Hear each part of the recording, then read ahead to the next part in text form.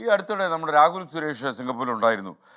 ആ സിംഗപ്പൂരിൽ അദ്ദേഹം കണ്ട ചില കാഴ്ചകളൊക്കെ നമുക്ക് റിപ്പോർട്ട് ചെയ്യുന്നുണ്ട്. സിംഗപ്പൂരിലെ പ്രധാനപ്പെട്ട ആകർഷണങ്ങളൊന്നാണ് ഗാർഡൻസ് ബൈ ദ ബൈ. വംശനാശം നേരിടുന്ന പൂക്കളും സസ്യങ്ങളുമുള്ള 250 ഏക്കർ പടർന്നു കിടക്കുന്ന ഒരു ഉദ്യാനമാണ് gardens by the by.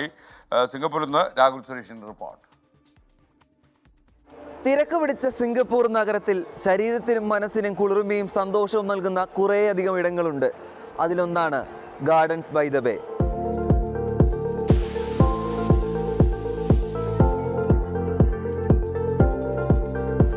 Singapore നഗരത്തിലെ പച്ചപ്പും സസ്യജാലങ്ങളും വർദ്ധിപ്പിക്കണം. ഇതിലൂടെ ജീവിത നിലവാരം ഉയർത്തണം. ഈ ലക്ഷ്യത്തോടെയാണ് ഗാർഡൻസ് ബൈ ദ ബേ നിർമ്മിച്ചത്.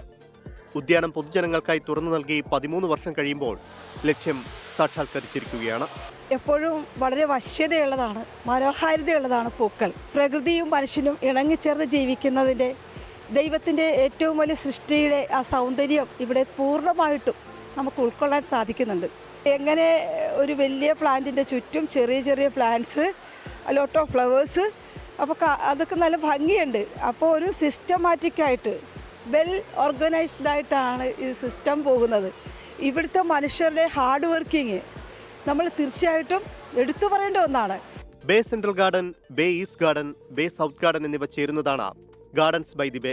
സസ്യങ്ങൾക്കും പൂക്കൾക്കും പുറമെ വെള്ളച്ചാട്ടങ്ങളും പ്രകൃതിദത്ത നിർമ്മിതികളും കാണാം. വിനോദസഞ്ചാരികളുടെ ആകർഷണ കേന്ദ്രങ്ങളിൽ 8ാം സ്ഥാനമാണ് ഗാർഡൻസ് ബൈ ദി ബേക്ക് ഉള്ളത്.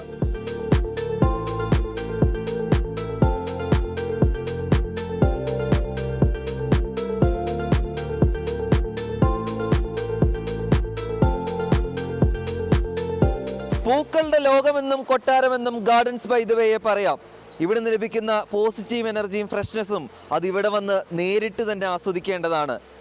സിംഗപ്പൂരിൽ നിന്നും രാഹുൽ സുരേഷ്, 24.